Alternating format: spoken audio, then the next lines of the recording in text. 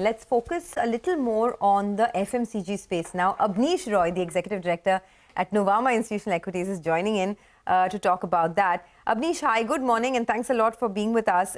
First, of course, the here and the now, right? You have many companies that came out with numbers. What stood out is Marico. There was a strong outlook from the management. They said domestic volumes will trend upwards Q1 onwards.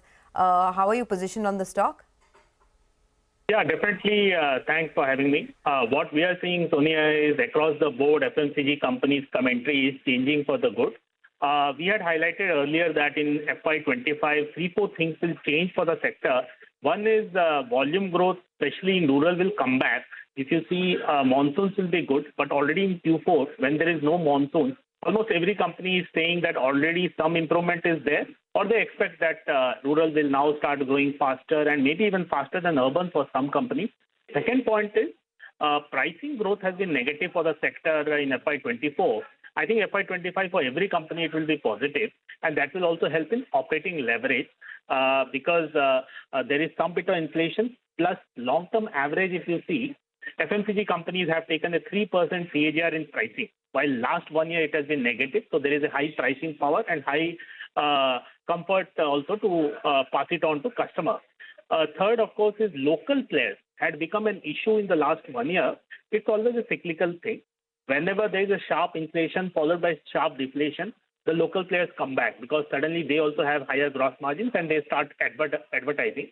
That will end in Q1. So after Q1, you will see that Britannia, HUL, Marico, and almost every other company will see an acceleration in volume growth due to this fact also. Last point will be the sector is under-owned. It has been out of flavor. Some stocks have done well, but most stocks have been out of flavor.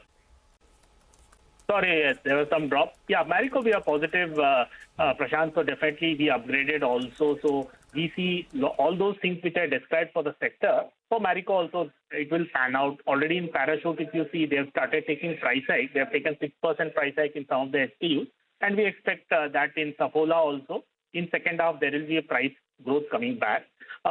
One more thing is whenever there is inflation in copra, Marico gains market share because, again, local players are not able to really manage the volatility. Plus, company has given very aggressive guidance for FY27 in two of their growth portfolio, essentially in the foods and in their personal care. I would say that those are aggressive numbers, but in the past, Marico generally does manage to achieve quite close to their vision. So I think doubling of their business in food and in their personal care, I think that's a very good development. Already it is 20% of their business in FY24 versus 15% in FY23. So overall, we are positive. We have upgraded to a buy, and we do see that the stock should do well with a price target of 640. Abneesh, when you talk to fund managers, do you also get a sense that all of this, what you highlighted, of course, it's happening and that's changing at the margin. But, Dabur, Marico, HUL, all these stocks, they've not done anything for 3-4 years now. So there is that element as well. And people are hungry for ideas, right? So is that a big factor into the mix right now as well? Why people are kind of sort of starting to view this a bit more positively, the space? Absolutely, Prashant, bang on. So clearly, people want to see where there's valuation comfort.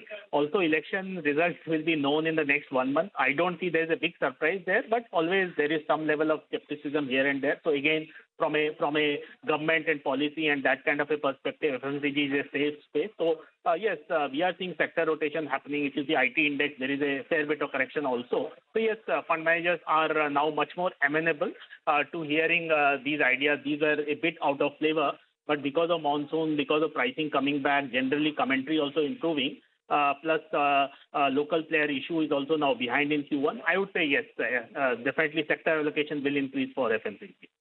All right, final question, Abneesh. I'm also looking at Emami. That stock in the last 1 month is up close to 10%. Going by all that you're saying, rural India is seeing some bit of recovery. The monsoons are expected to be more or less stable. And I think valuations as well are pretty much okay. Any view on this one, Emami? Yes, in fact, this is also one more stock where, in fact, the valuation comfort is even higher. And one more point you missed will be in summer. Their talcum powder business should do extremely well. We are picking up strong double-digit growth in that part of business. But in the cooling hair oil, unfortunately, we are not getting the same. But yes, I would say that yes, even for Emami in Q4, we do expect 7 to 8% kind of sales growth. Our preview is 6%, but we do expect a beat post the numbers by say Marico, Dabur, etc. So yes, Emami valuation comfort is high. The pledging is also now just 12%, and company is becoming more aggressive in terms of advertising spend. So yes, Emami, cheap stock, good rural play. But it will be a mid-level growth. It will not be a very high growth, unlike some of the other names which we mentioned. It's a mid-moderate kind of a growth. Okay, always nice speaking to you and understanding about the, the market and the specific sector. Abneesh, thanks a lot for joining in.